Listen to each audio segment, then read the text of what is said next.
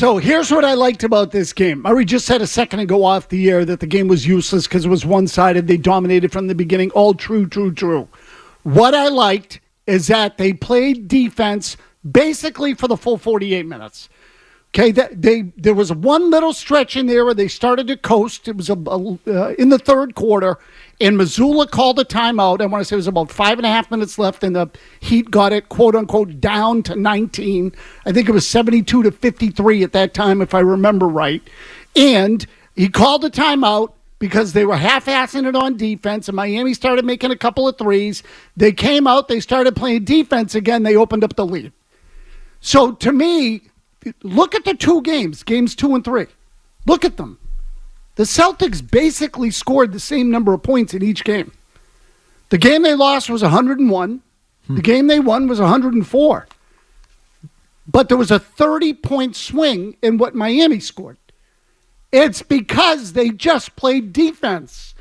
So the offense wasn't any better. They didn't win that game with offense, game 3. They won it with defense. And that, to me, was comforting or reassuring that they could win another way. Miami's still going to give them fits playing defense.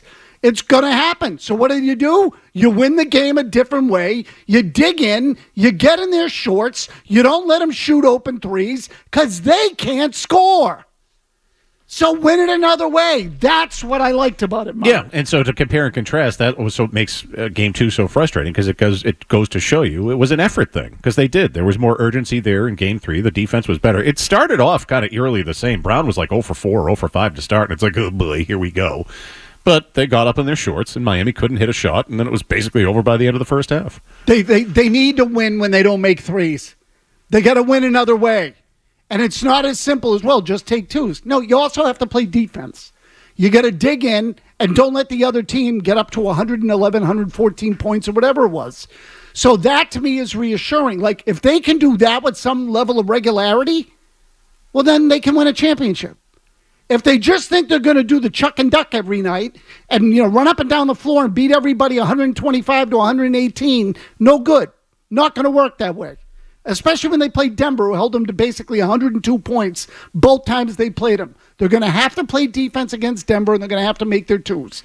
So finally, I think for the first time since we started the promotion, I hit on the Felger and Mazz. It was my turn, and I hit on the Felger and Mazz same-game parlay on the DraftKings Sportsbook. Correct. Over Porzingis, under Adebayo, and Celtics minus the points.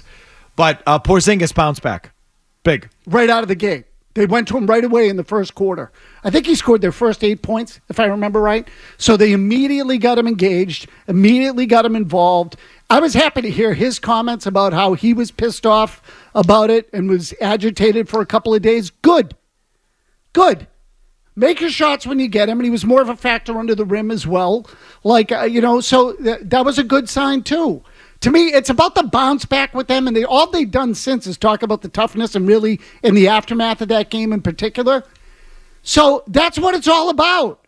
Can they be tough enough? Or are they just going to keep chucking up threes and go home and take a loss and play, go 7 games with a team they should wipe their asses with? This thing they should be playing to eliminate them tonight. This thing should be over. How do you feel about Tatum's game? I thought Tatum in this game was really good. I thought he generally didn't force. He let the game come to him. He made one great pass. Who the hell was cutting under the basket? He made the pass with his left hand. It was terrific.